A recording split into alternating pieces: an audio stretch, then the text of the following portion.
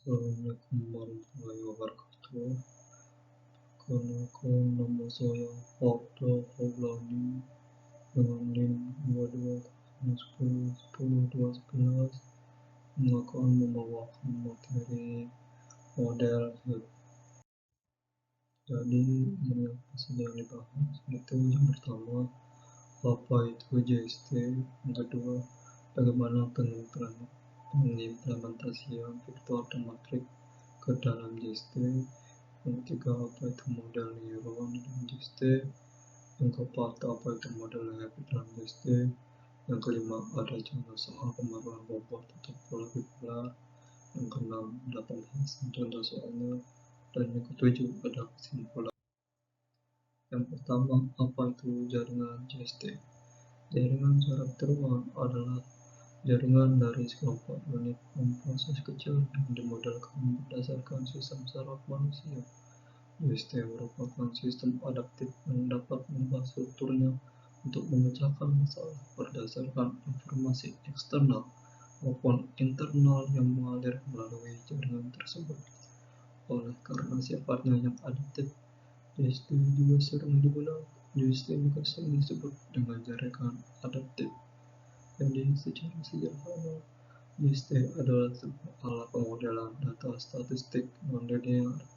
JST dapat digunakan untuk memodelkan hubungan yang kompleks antara input dan output untuk menemukan pola-pola pada data. Jadi di sini untuk pembahasan yang kedua yaitu bagaimana implementasi vektor dan matrik ke dalam jaringan saraf terowongan. Yang pertama itu harus melakukan representasi data masukan berupa output sebagai vektor. Jadi sebagai data input, misalnya seperti gambar, angka, sinyal, dan sebagainya dipresentasikan sebagai vektor. Contohnya ada gambar grayscale 28 kali 28 pixel diubah menjadi vektor dimensi 784. Dan cara kedua itu dengan bobot dan bias sebagai matriksnya. Jadi tiap neuron pada layer memiliki bobot dan bias. Ya, jadi biasanya bobot ini disusun dalam bentuk matriks yang dimana Z sama dengan W kali X plus BZ sama dengan W per X plus BZ sama dengan W kali X plus B, yang dimana W adalah matriks bobot dan X ini adalah vektor input, untuk yang B adalah vektor bias, dan untuk Z nya adalah output sebelum fungsi aktivasi. Dan cara ketiga yaitu operasi perampatan maju, yang dimana data mengalir dari input ke output menggunakan operasi vektor dan matriks, yang dimana prosesnya itu ada berupa input yang berupa X, lalu menghitung Z sama dengan W kali X plus BZ sama dengan W per X plus BZ sama dengan W kali X plus B. Untuk aktivasi A itu sama dengan F, ZA sama dengan F, ZA sama dengan XZ dengan F fungsi, dengan F yang dimana fungsi aktivasi seperti value, sigmoid, dan sebagainya. Jadi cara yang keempat yaitu operasi backpropagation, yang dimana saat model dilatih kita menghitung error atau loss lalu turunan parsialnya terhadap bobot dan bias. Ini melibatkan operasi matriks dan turunan vektor, yang dimana sehingga gradien disusun sebagai matriks untuk mempercepat komputasi. Untuk cara yang kelima yaitu optimasi dan update parameter. Setelah gradiennya dihitung, parameter akan diperbarui menggunakan metode seperti gradient descent, yang dimana W sama dengan W min A kali alpha loss per alpha W, dan B sama dengan B min alpha kali alpha loss per alpha W, yang dimana alpha adalah rolling rate L dan R adalah fungsi loss. Jadi untuk kesimpulan bagaimana cara implementasi vektor dan matrik dalam JST ini, yaitu interaksi antara matriks membuat jaringan sistem syarat terulang menjadi lebih efisien, yang dimana memungkinkan pemrosesan data dalam jumlah yang besar secara paralel dan memanfaatkan kekuatan hardware selayaknya GPU. Jadi di sini ada poin ketiga dalam pembahasan materi, yaitu apa itu model neuron di dalam jaringan syarat terulang. Model neuron JST ini adalah model matematika yang meniru cara kerja neuron di otak manusia. Model ini terdiri dari simpul-simpul neuron yang saling terhubung, dan masing-masing simpul menerima masukan, lalu memprosesnya, dan menghasilkan pengarahan atau berupa output. Jadi sehingga JST ini digunakan untuk berbagai aplikasi seperti klasifikasi, prediksi, dan pengenalan pola. Untuk pembahasan yang keempat, yaitu apa itu model HAP di dalam jaringan syarat terulang.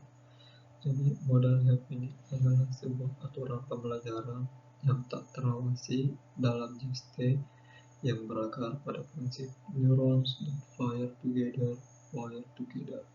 Jadi menurut model ini, setiap kali dua neuron mengirim sinyal secara bersamaan, membuat koneksi di antara keduanya akan mengalami peningkatan secara proporsional terhadap intensitas aktivitas bersama tersebut.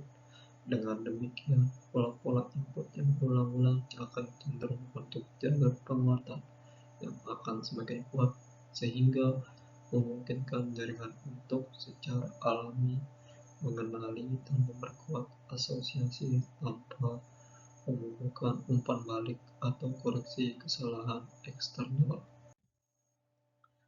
Jadi di sini ada pembahasan yang kelima, yaitu ada beberapa contoh soal untuk pembaruan bobot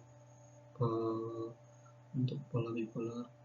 Contoh soalnya itu adalah dua neuron dengan bobot awal 0 yang dipaparkan pola input plus 1, di mana diharuskan menggunakan aturan WF, yaitu YI plus NXIY N dengan 0,5 untuk pembaruan bobotnya.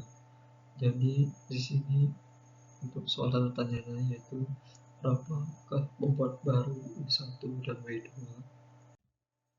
Untuk pembahasan yang keenam, yaitu untuk pembahasan dari contoh soal tersebut. Jadi yang pertama kali harus dilakukan itu yaitu analisis soal, yang dimana dua neuron yang bobot awal W1 0, W2 0 dipaparkan pada input X dengan +1 lalu menggunakan aturan HAP. Setelah itu dengan N dengan 0,5 dan Y dengan +1 untuk memulai bobot, barulah hitung bobot baru W1 dan W2. Dan setelah menunjukkan soal, baru kita menggunakan aturan HAP-nya. Pada HAP learning ini, untuk keluaran Y itu sama dengan komponen input, karena X1 sama dengan X2 sama dengan +1, maka Y sama dengan +1.